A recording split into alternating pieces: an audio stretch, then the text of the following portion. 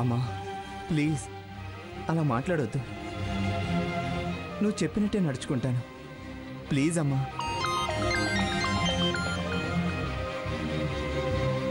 Hello Sita.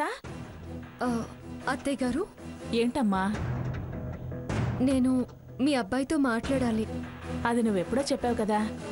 నిజమే, కానీ నేను వారి మనస్తత్వం గురించి మాట్లాడే కన్నా నా గత జీవితం గురించి క్లియర్గా మీ ముందే మాట్లాడాలని నిర్ణయించుకున్నాను.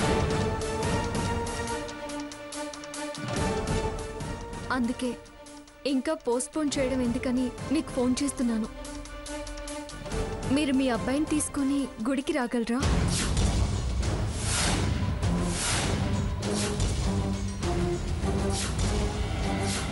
ఏంటత్తయ్య గారు, ఏ సమాధానం చెప్పలేదు? నేను ఇలా అడగడం తప్పుగా అనుకుంటున్నారా? లేదు లేదు, నేను వాడిని తీసుకుని వస్తాలే. అలాగే అత్తయ్య గారు, బాయ్. ఏంటమ్మా?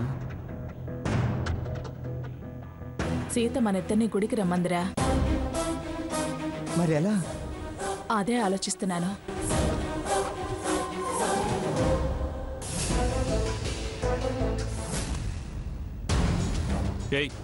ఏంటిది?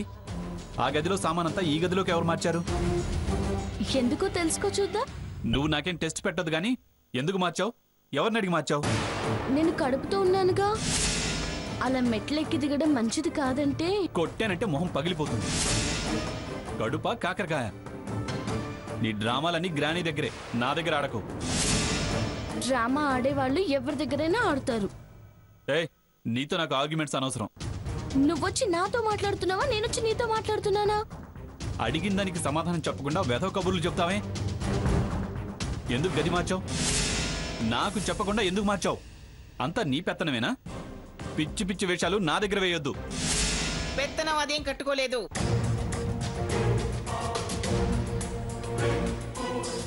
పెద్దతనంతో నేనే అన్ని ఆలోచించి గది మార్పించాను. అది పైకి కిందకి దిగటం నాకు ఇష్టం లేదు. ఇలాంటి పిచ్చి పిచ్చి అరుపులు దాని మీద అరవద్దు. పిచ్చి వేషాలిక మీద వేయద్దు. అది వంశోద్ధారకుణ్ణి తన కడుపులో మోస్తుందిరా.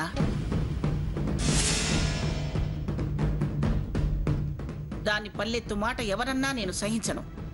అర్థమైందా?